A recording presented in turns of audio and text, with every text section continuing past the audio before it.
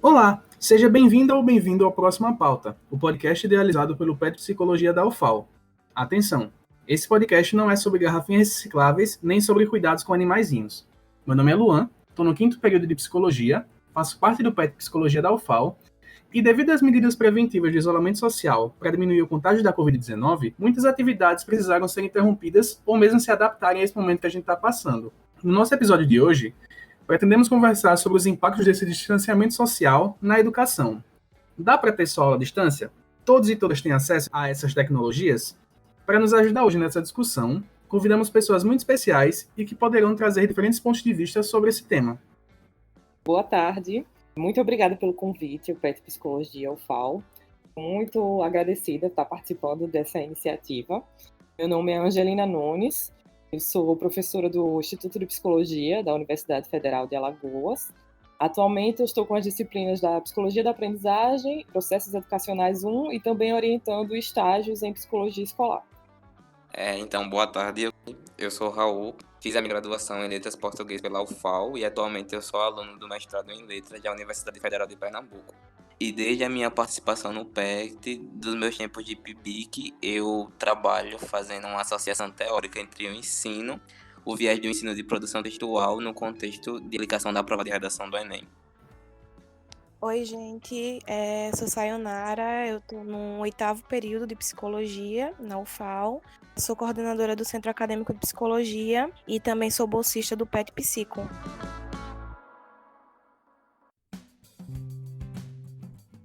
Show de bola, pessoal. Eu acho que para começar, eu gostaria de fazer uma pergunta para Angelina, já que é um pouco a área dela, que entende mais essas coisas. Angelina, toda aula à distância é EAD ou EAD é uma coisa específica? Qual é a diferença? Eu acho ótimo começar com essa discussão, porque está tendo atualmente, muita confusão sobre os diferentes termos, sobre o que é EAD, que é o ensino à distância, aula remota, trabalho remoto, trabalho fora de sede, então aula presencial, aula semipresencial. Está havendo uma confusão grande nessa tentativa de adaptar as aulas, ao nosso momento atual de pandemia e isolamento social. Acho que as pessoas estão confundindo bastante. É importante a gente pensar que, assim, o que a maioria das escolas e a maioria das universidades que não faziam ensino à distância antes, que estão fazendo agora, a maioria das escolas e das universidades estão fazendo são aulas remotas. O que é isso? Elas estão pegando os professores que já tinham o seu planejamento de aula, já tinham a sua organização didática e estão pedindo para que eles gravem essas aulas. Não sei se faz sentido para vocês, mas é como se eles dessem a mesma aula que eles dariam no presencial, somente diante de uma câmera. E aí os alunos em casa vão assistir essa aula gravada. Seria uma aula remota, que pode ser ou online mesmo, ele fazer isso em alguma plataforma ao vivo, ou gravada no YouTube para os alunos assistirem em casa. Isso não seria EAD, seria simplesmente você filmar o mesmo roteiro de uma aula, a mesma estratégia de uma aula presencial, só que gravada. A gente chamaria mais de aula remota, que é o que a maioria das escolas estão fazendo. Por que não é um ensino à distância? Porque o ensino à distância ele exige um planejamento, uma adaptação. Ele não é a mesma aula presencial. Ele normalmente são aulas mais curtas, tem técnicas diferentes que você tem que trabalhar para, por exemplo, prender a atenção do aluno ou engajar mais o aluno em atividades. Então, métodos para ter atenção, antecipar perguntas para os alunos. Tem toda uma outra adaptação que a EAD exige. Então, a EAD exige uma formação e uma adaptação que não dá para ser feita no espaço de 30 dias, que é o que as escolas estão conseguindo fazer atualmente. Então, não dá para dizer que as escolas estão fazendo EAD, a maioria não está. A maioria está só pegando o que era para ser presencial e está botando virtual. A EAD precisaria de um planejamento, uma formação, uma estratégia didática muito maior. Acho que essa é uma primeira questão. Você quer falar alguma coisa? Fez sentido para mim. Eu sei que é o meu bordão. Eu não consigo bordão. não falar. Fez sentido para mim justamente porque minha namorada, ela é professora de inglês em curso de inglês, sabe? Não vou falar o nome porque não estão pagando a gente. Mas eles estão passando por esse processo de adaptação, de tentar transpor o sistema deles de ensino, que é um sistema muito específico, que tem que ter certas características para enfim, ela dá aula para criança. E aí, como é que você vai prender a atenção de uma criança de 4, 3 anos de idade, para ela ficar sentada olhando para a tela, para ver a teacher falando coisa, e ela tem que responder, ela tem que interagir. Rolou um processo muito grande, assim, é muito difícil de adaptação nesse sentido de como é que você vai chamar a atenção, o que é que você vai falar, como você vai dar uma aula parecida com a que você dava presencial, mas usando ferramentas diferentes ou tentando arrumar formas diferentes para tentar ensinar o inglês, por exemplo. E o que eu percebi muito foi ninguém estava preparado para uma situação dessa de pandemia, ninguém esperava fazer essas adaptações, então todo mundo estava aprendendo, coordenação, direção, professor, todo mundo estava meio que trabalhando junto para tentar entender como fazer, mas na maioria das vezes ficava na mão dos professores tentarem fazer essa adaptação e a coordenação falar vai dar certo, ou tenta isso, ou tenta aquilo, ou não, muda, sabe? O professor teve que se virar nos 30 para tentar fazer uma coisa interessante, no caso. Eu acho que é essa sensibilidade que a gente tem que ter também, que não é exatamente uma crítica ou que não pode ser feito, mas é a ideia de que não pode ser feito do jeito que está sendo feito. É a ideia de que assim, a pandemia pegou todo mundo de surpresa, né? Realmente ninguém estava preparado para o que ia acontecer. E a maioria das instituições, especialmente as particulares, né, optaram por tentar continuar a todo custo, porque tem uma série de outras questões de, enfim, trabalhistas, judiciais, enfim, elas têm que continuar o trabalho. E aí tentaram fazer essas adaptações, mas na maioria dos casos está sendo feita sem planejamento, sem formação, sem prover os professores com tecnologias, por exemplo, né?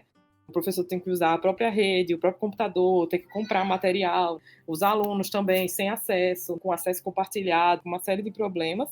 Está sendo feito apressadamente para tentar dar conta desse período de pandemia. Mas eu acho que é importante deixar claro que, por estar sem esse planejamento, enfim, esse exemplo que você deu é bom, mas a gente pode pensar também uma criança que tinha uma aula das 8 às 11 da manhã, das 8 às 12, e ela via naquele dia, ela via português, matemática, história e tinha uma aula de educação física.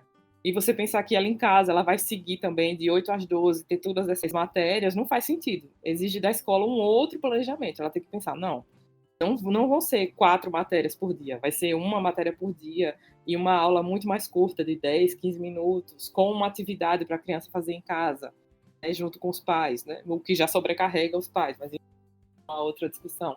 Mas teriam que ser feito todo um outro planejamento do calendário escolar e da didática, das atividades, para que ele, de fato, a gente pudesse chamar de EAD.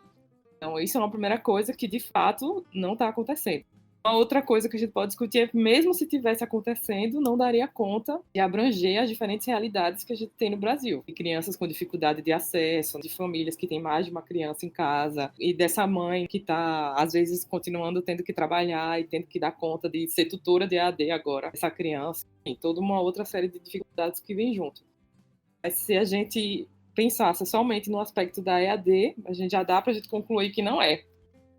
Inclusive, em relação às aulas remotas, como você mencionou, Angelina, isso está acontecendo aqui no meu município, Satuba, e aí as professoras e professores estão gravando suas aulas e depois disponibilizando aos estudantes. E uma professora relatou para mim que cerca de 5 estudantes, mais ou menos, conseguem visualizar as aulas, conseguem, de fato, acompanhar essas aulas, e isso coloca muito em evidência as nossas desigualdades socioeconômicas, que são estruturais. Então, o momento pandêmico que a gente está vivendo evidencia essas desigualdades sociais e econômicas também.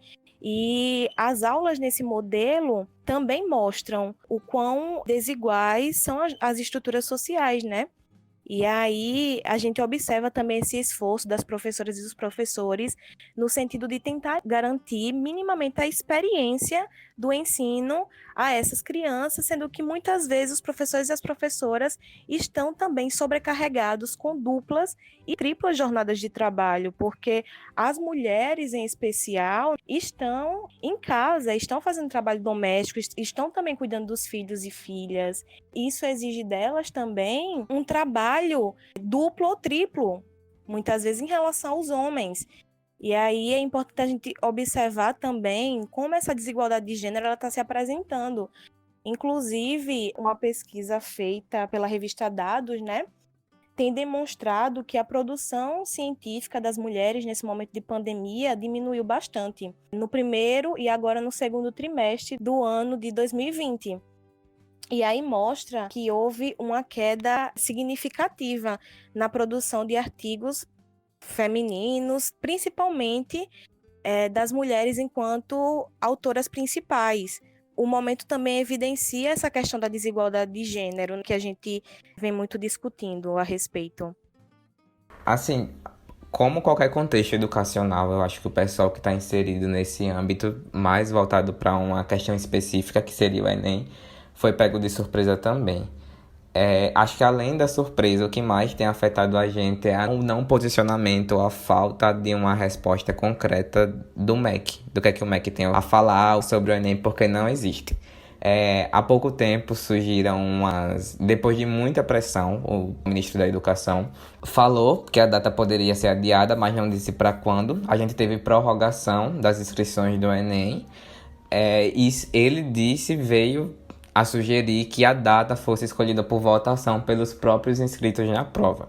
Só que a gente não soube o que fazer por um certo ponto, porque a gente não podia dar as aulas presenciais e, em alguns casos, a maioria deles, os cursinhos particulares, resolveram ter essas aulas remotas para que, como os alunos pagam, como a educação, às vezes no Brasil, é vista ainda como uma moeda de troca totalmente ligada ao capitalismo, eles tomaram a frente e começaram a teve esse retorno de aula por meios remotos. Só que essa falta de posicionamento do MEC faz com que todas as instâncias, no meu ponto de vista, sejam afetadas, tanto as particulares quanto o pessoal que trabalha com extensão, porque não existe uma padronização. E quanto mais em situação de vulnerabilidade o aluno que faz parte dos membros desses cursinhos, quanto mais vulnerável a situação dele mais difícil é para ele acompanhar as aulas, porque a gente não tem uma padronização de estilo de vida, a gente não tem uma padronização de letramento digital, de acesso à internet, então existem várias dificuldades, tanto do ponto de vista de acompanhar a aula, tanto do ponto de vista de ter acesso àquela aula. Muitas vezes também alguns professores não têm preparo para um preparo que faça dele um fluente dentro da linguagem digital, dentro de um letramento digital.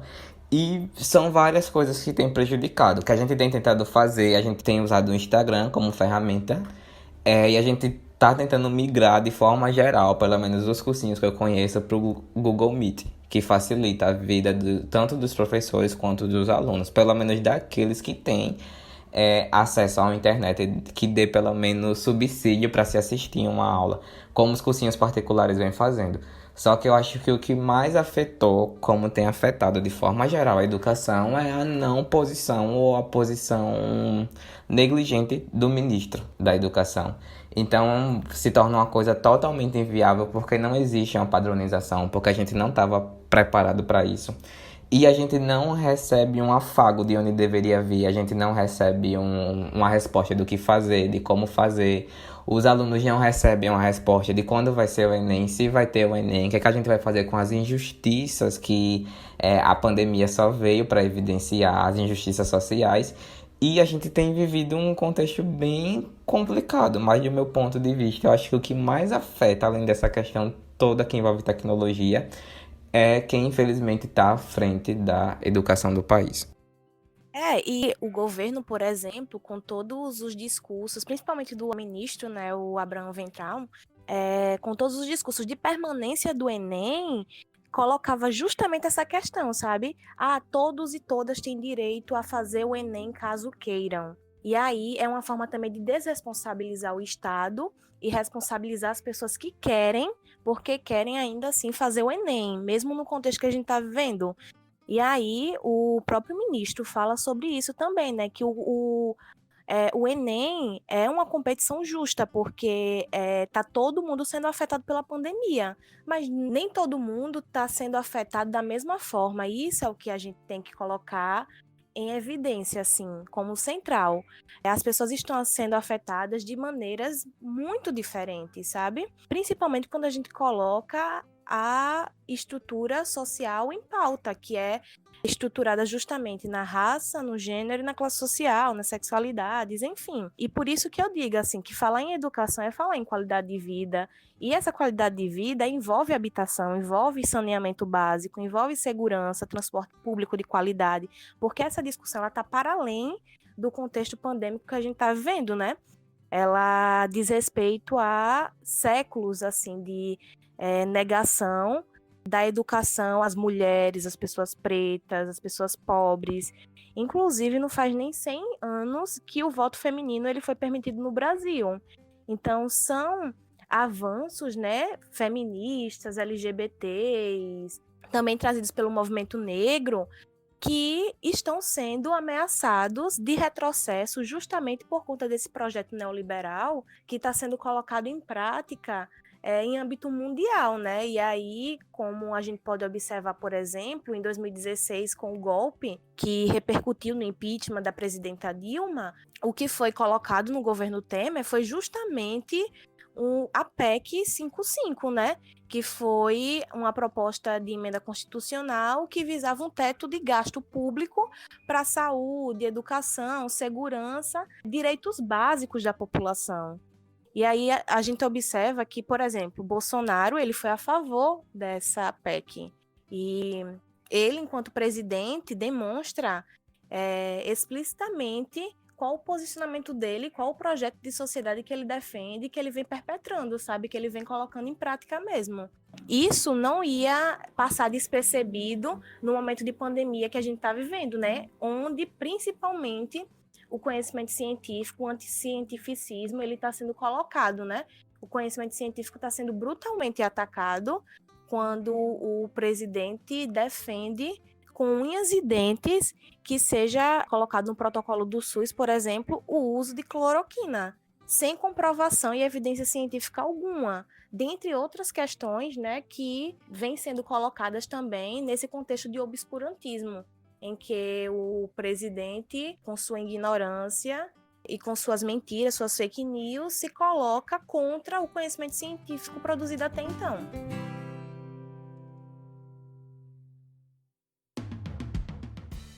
Eu acho interessante, Sá, que você falou a respeito do anticientificismo do governo, porque isso é evidenciado não só com a questão da cloroquina, que já foram feitos testes e testes provando que ela não é eficaz no combate à Covid-19, quanto também o ataque aos cursos de humanas, que foi feita uma lista de áreas de conhecimento, prioridades para receberem bolsas em pesquisa, e só tinham coisas relacionadas a exatas, inteligência artificial, tecnologias sustentáveis, coisas que são importantes, mas colocadas em prioridade em relação aos cursos de humanas, ciências sociais, psicologia. Aí eu queria saber como vocês encaram isso, como vocês encaram essa não priorização das áreas de humanas em relação às outras. Por que vocês acham que isso acontece, ou quais são os impactos disso na nossa sociedade? Eu acho que só para retomar essa questão do PIBIC, né, para quem não é muito familiarizado, né, o PIBIC é o Programa Institucional de Bolsas de Iniciação Científica. Ele existe desde os anos 80. Então, ele é um programa que ele existe para formar cientistas, na verdade, né? Então, ele existe para que, nas instituições de ensino superior, para que estudantes se associem a grupos de pesquisa de professores e possam aprender a fazer uso de metodologia científica, fazer pesquisa científica, enfim, formar novos cientistas. E como ele exige uma dedicação de número de horas e você ir um contraturno também para a universidade, enfim, uma série de questões, ele é um programa financiado. Então, normalmente ele é financiado pelo CNPq, mas também existem fundações estaduais, como existe, por exemplo, a FAPEAL, que também financia, e a própria UFAL também tem bolsas institucionais, né, da UFAL para financiar esse programa. Então, anualmente sai o edital, normalmente o programa dura 12 meses, sai o edital de financiamento, em que os alunos podem ter uma bolsa que eu acredito que está no valor de R$400 hoje, mensal, para você se dedicar à sua formação enquanto cientista. E normalmente essa cota de bolsas ela é enviada para a universidade e as universidades têm autonomia de fazer os seus processos de seleção, de desenvolver seus critérios e de repensar como essas bolsas vão ser distribuídas. Já existem grandes polêmicas sobre isso, sobre quais são os critérios para ser utilizados. Então, a universidade tenta contemplar todas as áreas, mas são utilizados critérios também de produtividade do professor, ou seja, de publicação, enfim. Tem toda uma outra discussão que dá para fazer sobre isso, mas é a primeira vez em que foi, de fato, pensado em reduzir a quantidade de áreas. Então, o que é a mudança do edital desse ano, o que é que ela previa? Deixa eu dar uma lida aqui para ficar mais claro. Que os projetos contemplados, eles deveriam aderir a, no mínimo, uma das áreas de tecnologia prioritária do Ministério da Ciência, Tecnologia, Inovação e Comunicação. E aí, quais são essas áreas prioritárias? Que o Luan já falou, né? Então, nuclear, cibernética, inteligência artificial, nanotecnologia, bioeconomia, enfim. Uma série de áreas que acabava por exclusão, né? Impedindo as áreas de ciências sociais, artes e humanidades de ocorrerem efetivamente nesse edital. Então, realmente mostra todo um projeto de ciência muito ligado a uma concepção específica, e principalmente uma concepção utilitarista, né, que a gente prioriza, tudo bem, o governo pode priorizar, mas ele não só prioriza, como ele exclui áreas que ele aparentemente considera que não desenvolvem e não têm um impacto tecnológico ou imediato no desenvolvimento de uma tecnologia, ou enfim, uma concepção bem utilitária de ciência. E aí foi feita toda uma série de pressões de diferentes instituições de pesquisa e de ensino. E aí, a partir dessas pressões, hoje tem uma modificação nessa portaria. Então, a modificação vai dizer assim, que são também consideradas prioritárias, diante de sua característica essencial e transversal, os projetos de pesquisa básica, humanidades e ciências sociais que contribuam para o desenvolvimento das áreas de tecnologia prioritária. Então, não sei se vocês observam que ele, depois dessa pressão, inclui as áreas básicas, né, de humanidades e ciências sociais, mas ele coloca isso, né, que são as áreas que contribuam para o desenvolvimento daquelas áreas prioritárias que eles já tinham dito antes. Então, embora eles ouviram as instituições, mas a gente fica com receio porque a área de humanidades entra na medida em que contribua. E como é que vai ser interpretada essa contribuição? Uma outra posição foi que essa orientação ela é uma sugestão, mas ela não é uma obrigação, né? Então, é basicamente a medida que está sendo adotada hoje. Como é uma sugestão de prioridade, né, e não uma obrigação, então está se dizendo que vai todo mundo concorrer igualmente, né, independente de ser área prioritária ou não, porque já que não estão dizendo que vão cortar as bolsas, mas que vão sugerir uma prioridade, então na tentativa de que se mantenha como antes. O que eu, Angelina, eu acredito? Eu acho que é esse tipo de estratégia deles irem colocando. Então, por exemplo, lança o edital, uma modificação um pouco antes do lançamento do prazo do lançamento do edital, né? E aí depois fala que não é uma exclusão, é uma prioridade. Eu acho que ele vai dizimando, assim, ele vai dispersando o nosso poder de contrapor, de lutar contra isso. E quando a gente esboça uma reação, ela fala, não é uma prioridade, ou então daqui a pouco eles falam, não vai ser só as bolsas do CNPq, mas as bolsas da UFAL e da FAPEAL não vão partir desse critério. Então ele vai dispersando o nosso poder de lutar contra isso, de se rebelar contra isso, porque ele vai colocando paulatinamente, vai escutando algumas instituições que fazem contraponto, mas com essas pequenas modalizações do discurso, né? E essas modificações, eu acho que no fim eles acabam com essa estratégia impedindo que a gente se revolte, porque se fosse de imediato assim, não vai haver mais, não vai ser mais possível e não vai uma medida assim imediata e clara, a gente talvez tivesse um poder de reação de mobilização mais forte. Mas como a coisa vai se diluindo no discurso, a gente acaba que vai se diluindo também enquanto mobilização. Então, acho que é uma estratégia bem perigosa que a gente precisa ficar de olho, né? Embora em um primeiro momento pareça que foi revertido, mas existem aí uns detalhes na portaria que a gente precisa ficar atento. E eu acho que acho que era a Sayonara que estava falando, que é muito também uma concepção de ciência, uma perspectiva muito utilitarista, o que é ciência, né? É o que desenvolve uma tecnologia de aplicação imediata. Então, e também acho que faz com que a gente possa refletir sobre como esse discurso científico está chegando na população de maneira geral. Eu acho que tem uma série interessante, até na Netflix, que discute um pouco sobre isso, que fala a Terra é plana, né? Que fala sobre os terraplanistas, e que ele faz toda uma discussão de como o afastamento das questões científicas, né, para a sociedade fez com que as pessoas começassem a entender ciência como uma coisa cada vez mais abstrata e mais distante da sua realidade, e foi afastando, né? E foi fazendo com que as pessoas desenvolvessem uma certa resistência e rejeição a tudo que é discurso científico, né?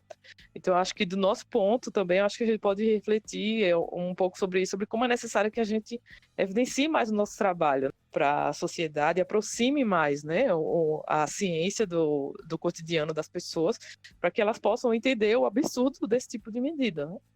Muito importante que a professora Angelina colocou, principalmente para a gente pensar, né, o tripé universitário, que é justamente a filosofia da Universidade Federal, da Universidade Pública, que é ensino, pesquisa e extensão. E aí, como, por exemplo, a EAD, ela focaliza muito mais o ensino, e o ensino precarizado, né? Muitas vezes, na verdade, se distanciando da pesquisa e da extensão. E a extensão a proposta da extensão é justamente essa, de a comunidade acadêmica, científica, se aproximar cada vez mais do povo, sabe? Que ao povo que a gente serve. E muitas vezes a gente, na nossa bolha academicista, de linguagem rebuscada, a gente se esquece disso, de que estamos produzindo ciência para servir ao povo brasileiro, às classes populares. E por isso que é tão importante, assim, esses apontamentos que a Angelina faz, para que a gente comece também a sair das nossas bolhas, a pensar para além das nossas bolhas, né? Que também acabamos presos a elas, sem perceber. Com essa lógica da produtividade, né? Por exemplo, da competitividade, do individualismo, que são impostas também nas nossas subjetividades. Então, é como a gente sente essas questões. E aí, inclusive, a UFAL, ela emitiu uma nota se opondo, né, se posicionando contra essa medida do governo em relação às pesquisas. E aí, evidenciando a importância das ciências humanas, das artes, das ciências sociais, principalmente na UFAL, né, em que quase 40% dos projetos são das áreas das humanidades, sociais e artes. Outra coisa, o que o governo também nos coloca nesses ataques à pesquisa, nesses ataques ao ensino, à extensão, é um epistemicídio no sentido de ferir de morte a racionalidade dos oprimidos e das oprimidas, daquelas pessoas que são subjugadas, e mutilar a capacidade de aprender, como diz o Eli Carneiro. Então, é para a gente observar como tudo se encaixa, né? Como as coisas elas não são apartadas, elas não estão isoladas, elas dialogam, elas se interligam. Tudo isso faz parte desse projeto social, né, definido pelo governo. Desse projeto de sociedade excludente e que gera cada vez mais miserabilidade. Inclusive a manutenção do Enem, né, que agora foi derrubada graças ao diálogo da UNE, a União Nacional dos Estudantes, e do Senado com o governo, a manutenção do Enem é justamente também uma forma de diminuir a ocupação das universidades pela população mais pobre, pelo povo preto, pelas mulheres, enfim. Porque se a gente for observar alguns dados, inclusive, mais ou menos 70%, né, das pessoas que estão em escolas públicas, em universidades públicas, no caso, são pretas e pobres. Então, é um projeto de governo aniquilador, né, dessas existências também no espaço educacional. E eu acho importante a gente observar também isso. Sayonara, sobre isso que você falou, né, eu só queria amarrar que eu acho que assim, tem toda uma leitura política que a gente tem que fazer, uma resistência que a gente tem que fazer com relação a todo esse movimento, né, de um tipo de ciência e financiamento, enfim. Mas o outro ponto que eu queria levantar também é que eu acho que também é um momento para a gente refletir assim, por que esse tipo de medida encontra tanta ressonância, no sentido de que as pessoas apoiam, de fato, né, de fato não precisa financiar tanto a universidade, de fato o ataque à universidade, à ciência, ao servidor público, ele encontra um certo apoio social ainda grande, né? Então é sobre isso que quando eu mencionei esse distanciamento da ciência e da sociedade que eu queria tocar, né? Que é uma medida que encontra ainda, em alguma medida, encontra um apoio popular, né? Encontra uma ressonância na população. E a gente também refletir sobre isso, né? Sobre o que é que a gente está fazendo para aproximar, enfim, o nosso discurso, a nossa produção científica do cotidiano das pessoas, né, para devolver isso para as pessoas de algum modo, né, para que esse apoio popular, enfim, ele seja refletido, seja repensado, né. Então, isso é uma coisa só para amarrar o que eu tinha dito antes, né. E uma outra coisa que você mencionou sobre EAD, que eu acho que eu queria retomar, que assim, tem todo o argumento social, né, da desigualdade social do país, que justifica a gente ser contra essas medidas de aula à distância, de EAD, enfim, mas não só isso, né, uma coisa que eu queria tocar é que também existe todo um argumento que eu tenho visto, pelo menos, muito se propagar, né, além do argumento econômico, né, de que EAD é mais barato, e tem todo o argumento de que também o EAD permite que uma pessoa em Maceió, faça um curso lá na Unicamp sem ter que viajar. Então tem todos esses argumentos, e existem argumentos também pedagógicos, que a AD envolveria metodologias ativas, mais centrado no estudante, o estudante seria mais autônomo e teria mais, enfim, se centraria mais sobre a sua própria aprendizagem, que eu acho que são pontos que a gente tem que tocar também, sabe? Para além dos pontos realmente das desigualdades sociais que a gente, e das dificuldades tecnológicas que a gente já falou, acho que a gente também pode questionar esses. Entende? Eu estou vendo agora, está explodindo muito, né, material e vídeo, enfim, sobre EAD, e eu estou vendo uma confusão grande sobre EAD e metodologias ativas, sabe? As pessoas falando como se fosse a mesma coisa. A aula à distância é igual ao uso de metodologia ativa, quando a gente sabe que não é assim, né? Metodologias ativas, uma pedagogia centrada, uma didática centrada no aluno, né? Tendo o aluno mais autônomo e responsável pelo seu processo de aprendizagem, né? Uma aprendizagem significativa, com foco numa participação mais ativa do estudante. Isso nem é garantido pela EAD e nem é restrito à EAD, né? Muito pelo contrário, o uso de metodologias ativas em aulas presenciais já é uma batalha antiga e uma coisa que a gente está tentando construir faz tempo, né? E a EAD não vai garantir isso, e a EAD não é sinônimo disso, né? Então eu acho que isso é uma coisa legal de deixar claro, porque eu estou vendo, sabe, sair muito vídeo, muito texto, muita discussão associando essas duas coisas, né? Como se ensino à distância e metodologia garantisse que as aulas serão mais dinâmicas, mais centradas no aluno, enfim, e como se isso não pudesse acontecer no modelo presencial, né? Então, eu acho importante a gente fazer essa diferenciação para a gente ver que existem argumentos, assim, não só esses argumentos das dificuldades tecnológicas e sociais, que são, por si só, eu acho que eles finalizariam a discussão, mas existem também todo um argumento pedagógico e didático que a gente pode fazer, como, por exemplo, o fato de que a vivência universitária, agora eu estou falando de ensino superior, a vida da universidade ela não se restringe a aulas, né? Ela vai muito além, ela vai de uma vivência de campus, né? Universitário, de um contato com um grupo de alunos, do contato com pares, com alunos de diferentes semestres, de uma vivência de campus mesmo, de atividades de extensão, de pesquisa, de bate-papo de cantina, de toda uma vivência de campus que vai muito além de somente aulas. Então, são aspectos que ficam negligenciados quando a gente fala de ensino à distância. Então, a gente precisa também repensar o que é a formação, né? Não é somente a passagem de conteúdos, não é se centrar em conteúdos, né? Tem todos esses outros aspectos que estão envolvidos na formação e que também ficam, digamos assim, negligenciados quando a gente fala de ensino à distância, né? Então, só queria pontuar esses outros argumentos que a gente pode trazer mais, assim, mais didáticos, mais pedagógicos, enfim, e também pontuam como a gente falar de EAD é muito mais complexo, né, do que simplesmente gravar um vídeo e colocar na internet. Raul, quer falar alguma coisa?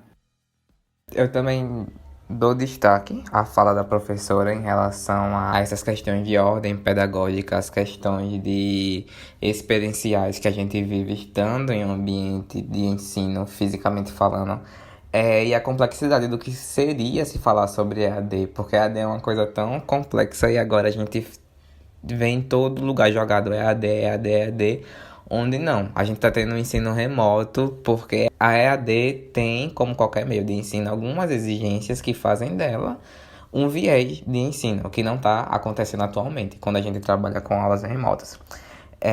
Em relação a recuperar outras coisas que já foram ditas, eu trago a questão dessa bolha acadêmica em que a gente vive, porque a gente vê também a necessidade de em um contexto como esse, de que a universidade abrace a comunidade, o entorno geográfico e toda a comunidade que a gente pode contemplar socialmente falando, Porque, como os levantamentos dizem, eu acho que naquela época em que começaram os cortes de bolsa nas pós-graduação, dos institutos federais, nas iniciações científicas, a gente viu a evidência do que é a universidade brasileira, de que a gente faz 92% da pesquisa de um país.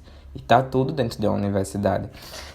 Por uma escolha, acho que mais por uma influência muito positiva do que por uma escolha, eu consigo associar a pesquisa, a ciência que eu desenvolvo no mestrado ao ensino. Eu consigo tocar diretamente em um grupo de 96 alunos.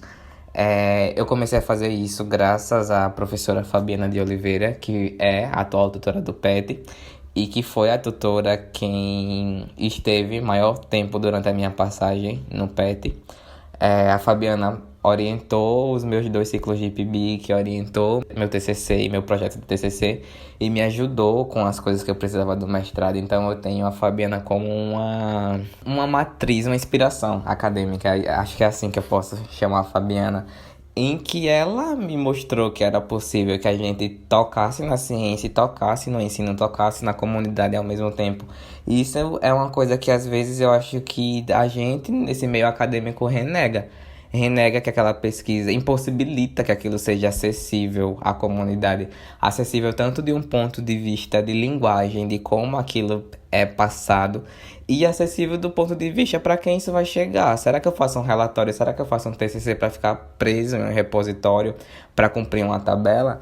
Em que essas coisas às vezes me preocupam. Então eu faço questão de levar tudo que eu faço, desde o PIBIC, desde a ideia da Fabiana, do PIBIC que eu pude transformar em TCC, da ideia do TCC que expandiu meu pensamento para que eu pudesse fazer um projeto de mestrado e trazer isso para pós-graduação, de que é levar o que eu posso ensinar, o porquê de eu ser formado em uma universidade pública.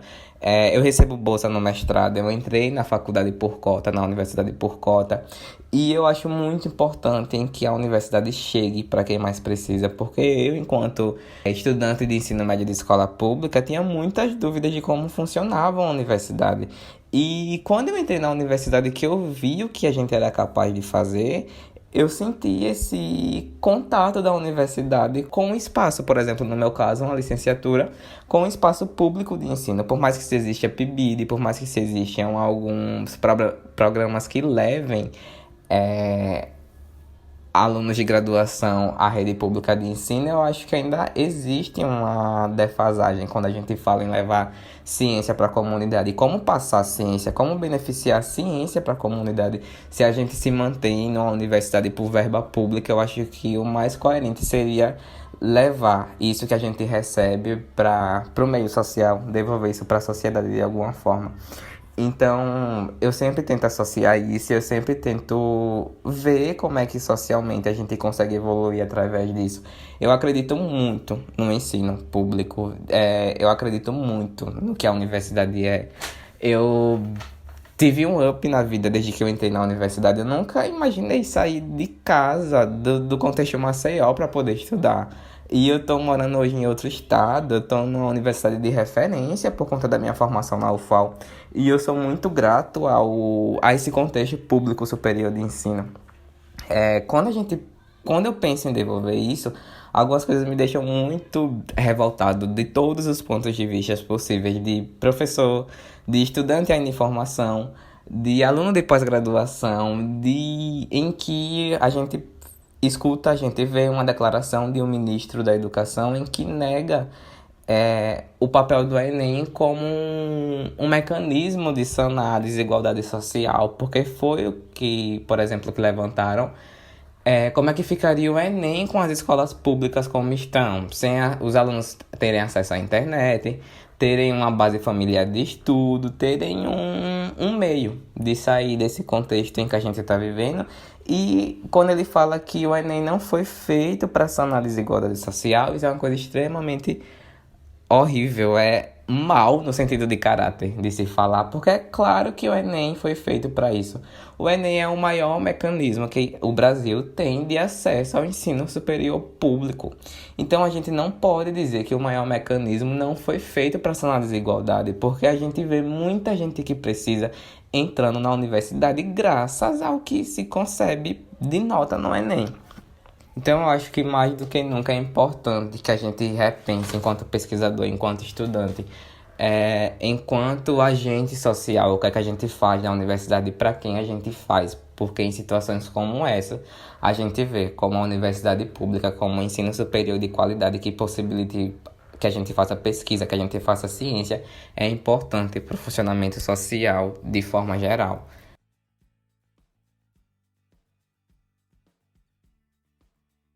Sai, tu ia falar alguma coisa? É um momento também que a gente está vendo no governo Bolsonaro, há um ataque incisivo ao nosso patrono da educação, que é Paulo Freire, né? Que traz justamente uma concepção de educação libertadora, de educação transformadora. E aí, isso também acaba entrando um pouco no que a Angelina falou, que é sobre a pedagogia mesmo. É a pedagogia nesse processo educacional de ensino-aprendizagem, que muitas vezes não está sendo levado em consideração. E quando a gente pensa na questão pedagógica, a gente pensa que nela está envolvido afetividade, que está envolvido artes, que está envolvido movimentos corporais, e inclusive Valon e Paulo Freire discutem sobre a importância, né, da afetividade relacionada ao processo educacional. Então são coisas assim que a gente não pode perder de vista. E como a gente pôde observar ano passado, o Abraham Weintraub, ministro da Educação, ele propôs um projeto chamado Futurice, colocava em risco justamente a autonomia universitária, né, que é uma garantia constitucional. E aí no projeto Futurice não continha nenhuma proposta pedagógica. E aí é uma coisa também que o Raul veio trazendo, né, sobre essa questão da negação da ciência. No projeto Futurice também, na elaboração dele, não houve diálogo com os docentes e as docentes. Isso demonstra uma decisão unilateral, que não passou pela horizontalização da discussão, como aconteceu, por exemplo, com outros projetos de governo relacionados à educação, como o Reúne, que foi um projeto que durou muito tempo, assim, acho que a Angelina pode até comentar sobre isso, demorou muito tempo só em discussão, com professores e professoras, com estudantes, foi de maneira bem horizontal mesmo. E outra coisa que o Raul falou foi em relação à reforma do ensino médio, que nada mais é do que também uma dessas estratégias, né, de reduzir a democratização da educação e da educação de modo geral mesmo. A educação que envolve vários aspectos, né, visualizada não de forma reducionista. O próprio Escola Sem Partido é um reflexo disso, quando traz, por exemplo, que é necessário que o professor e a professora não se posicione em sala de aula, que estão disseminando um determinado tipo de doutrina, que é a ideologia de gênero, e que o Estado precisa defender as crianças e adolescentes. E aí coloca também um pressuposto de que existe, de fato, uma neutralidade que precisa ser usada em sala de aula, que parte também dessa ciência positivista que a Angelina trouxe um pouco, né? Uma única visão de ciência que é utilitarista, que é mecanicista, enfim. E então são várias questões aí, né, que acabam sendo englobadas quando a gente vai discutir sobre educação e sobre o perigo da educação, principalmente para as classes dominantes, para as classes dirigentes do nosso país, né, que não querem de modo algum que a educação chegue às classes populares de forma horizontal, porque dessa forma, de fato, estarão sendo ameaçados, né? Em relação ao lugar de poder que ocupam, porque a educação ela é libertadora mesmo. E a nossa ação no mundo ela é potencializadora. Paulo Freire fala sobre isso, inclusive, né? Do quão é importante a nossa presença no mundo enquanto transformadora. E isso é possível. Eu acho que o que a gente precisa se munir mais do que nunca é dessa esperança, sabe? Da possibilidade de um mundo melhor para as classes populares, para o povo brasileiro, enfim, para as mulheres, para os negros e negras, LGBTs.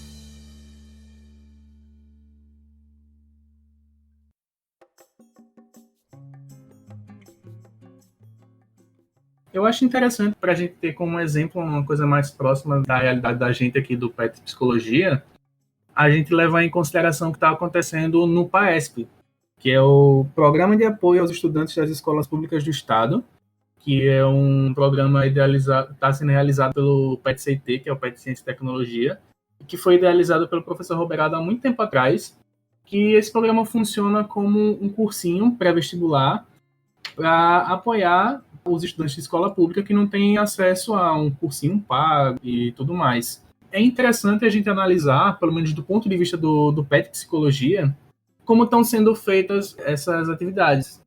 A gente estava tentando utilizar o WhatsApp como ferramenta e uma das maiores problemáticas que a gente estava enfrentando é como é que a gente vai fazer, como é que a gente pode tentar adaptar o que a gente ia fazer presencialmente para o virtual.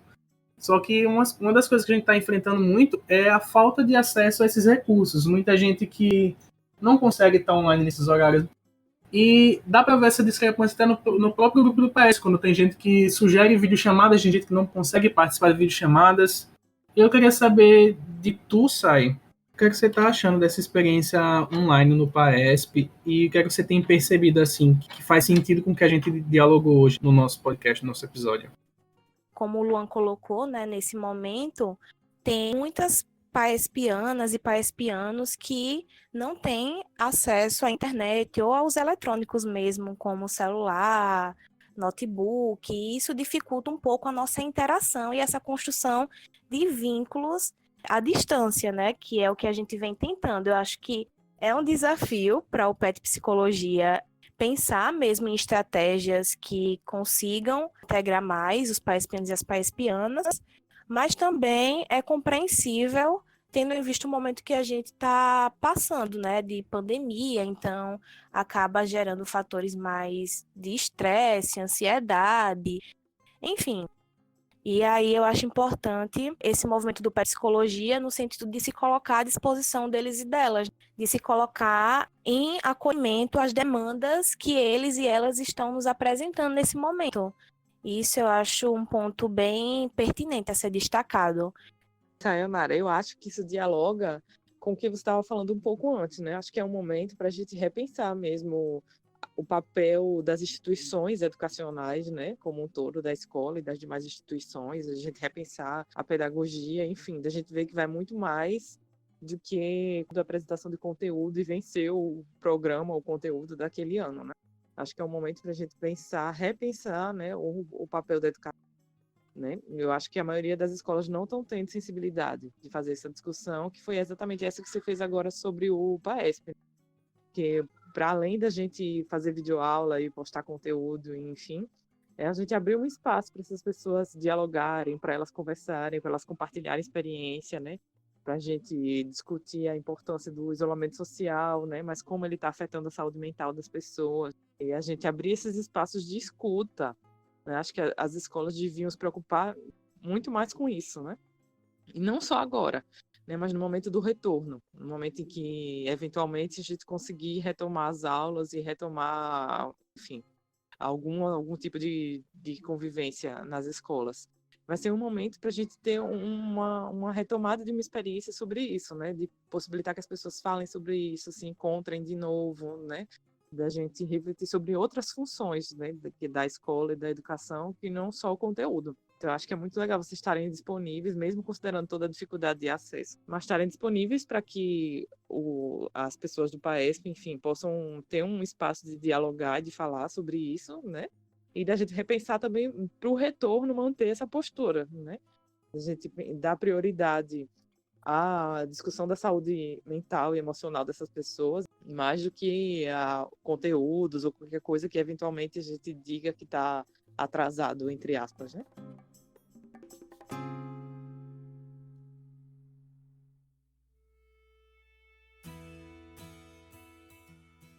Perfeito. Eu acho que a gente já conversou bastante sobre o tema e tudo mais. Lógico que discussões sobre esse assunto não vão se encerrar tão cedo, até porque a cada momento, a cada dia que passa, vão surgindo mais e mais coisas. E eu só queria agradecer a vocês pela participado desse episódio. Eu acho que foi uma discussão muito interessante, a gente passou por pontos bem legais. Primeiramente, eu gostaria também de agradecer ao convite realizado pelo PET Psicologia e a indicação que eu tenho a fazer está muito relacionada com o que eu vim falando também, né, durante esse podcast, que é sobre a importância da esperança, né? E Paulo Freire, ele traz muito isso. Por isso que eu gostaria de indicar a Pedagogia da Indignação e também fazer uma citação, né, desse livro para instigá-los e instigá-las ainda mais a lê-lo, que é a seguinte, como não é possível separar política de educação, o ato político é pedagógico e o pedagógico é político. Enquanto experiência pedagógica, o ato político não pode reduzir-se a um processo utilitário, interesseiro e imediatista. Então é isso, gente. Muito obrigada. Obrigada, Angelina. Obrigada, Raul, Luan e a toda a comissão do podcast. Vocês são incríveis. E é isso. A discussão não se encerra por aqui. Muito pelo contrário. Esse podcast é só uma maneira da gente trazer algumas temáticas, alguns debates assim importantes para que a discussão ela seja ainda mais fortalecida nesse sentido de criar resistência mesmo, né? E gerar essa esperança que Paulo Freire tanto nos coloca e evidencia como importante nesse processo pedagógico educativo. Eu só queria de novo parabenizar pela iniciativa e pelo todo o trabalho que vocês estão fazendo. Eu achei a proposta bem legal. Agradecer o convite, me coloco aí à disposição para outros episódios, outros momentos que a gente puder conversar. E só dizer assim, que eu sei que está um momento difícil para todo mundo, né? Mas que eu mesmo estou com saudade de voltar para a sala de aula, encontrar vocês de novo. Então foi muito legal ter esse momento de conversar com vocês aqui, que eu espero que a gente possa retomar logo, de uma outra maneira, nossas atividades. Obrigada. Eu queria, assim, muito, muito, muito de verdade, agradecer a vocês pelo convite. Eu acho que quando a gente passa pelo PET, quando a gente entende o que é o PET pra academia e pra formação da gente, a gente nunca deixa de ser um petiano, mesmo depois de receber um certificado de participação que é datado com entrada e saída. Eu acho que a gente nunca deixa de ter esse espírito petiano. E eu fico muito feliz em poder ajudar o PET em qualquer nível que seja PET Letras, PET Psico, PET UFAL, PET Brasil. Fico muito feliz, agradeço bastante a vocês por isso. Eu não sabia do trabalho que vocês vinham fazendo até o Samuel vir falar comigo, mas também não me surpreende positivamente falando, porque eu sei o que é o PET, eu sei o que é esse empenho social que a gente tem, o engajamento, e eu parabenizo muito a iniciativa de vocês, muito, muito, muito. Eu acho que isso é uma coisa muito importante para o contexto em que a gente vive. Então é isso, eu peço desculpa por qualquer coisa, por qualquer confusão de fala, por qualquer explicação meio dada ou mal dada que quem vem escutar possa se inquietar de alguma forma. Eu tô disponível para qualquer outras coisas que vocês planejem que eu possa ajudar. E eu deixo mais uma vez meu agradecimento e muito parabéns a vocês, de verdade. Então, em relação às indicações que eu faço, são de 2 artigos, de 2 textos. Apesar de eles não falarem especificamente sobre o que a gente colocou em pauta, como educação à distância, educação remota ou educação em tempo de pandemia, esses artigos evidenciam de forma muito assertiva o que seria o papel do governo e como ele tenta se deslegitimar de obrigações quando mexe em alguns documentos parametrizadores, ou então quando ele tira o corpo da própria obrigatoriedade, como no caso do que seria oferecer educação básica, que é uma coisa constitucionalmente falando obrigatória. Então são 2 artigos que foram feitos com corpos que fazem parte das propostas ainda do governo Temer sobre a reforma do ensino médio e como isso afetaria os documentos parametrizadores de ensino. Então, esses artigos foram publicados no número 2 de 2018 da revista Investigações, que é a revista do Programa de Pós-Graduação em Letras da UFPE. O primeiro artigo se chama Reforma no do Ensino Médio e BNCC, Divisões, Disputas e Interdições de Sentidos, que é da autoria de Cláudia Pfeiffer e Marisa Grigoletto. E o segundo artigo é Se a educação básica é a mesma, as oportunidades também serão, a propaganda sobre a educação do governo Temer. Os autores são Ronaldo Adriano de Freitas e Silmara Della Silva. A gente vai tentar deixar os links tanto dos artigos que o Raul indicou, quanto do livro que a Sayonara falou pra gente, no post desse episódio, ou também no nosso Instagram. Muito obrigado por terem participado, gostei muito de ter gravado com vocês. E é basicamente isso, pessoal. Fiquem em casa e até a próxima pauta. Tchau, tchau.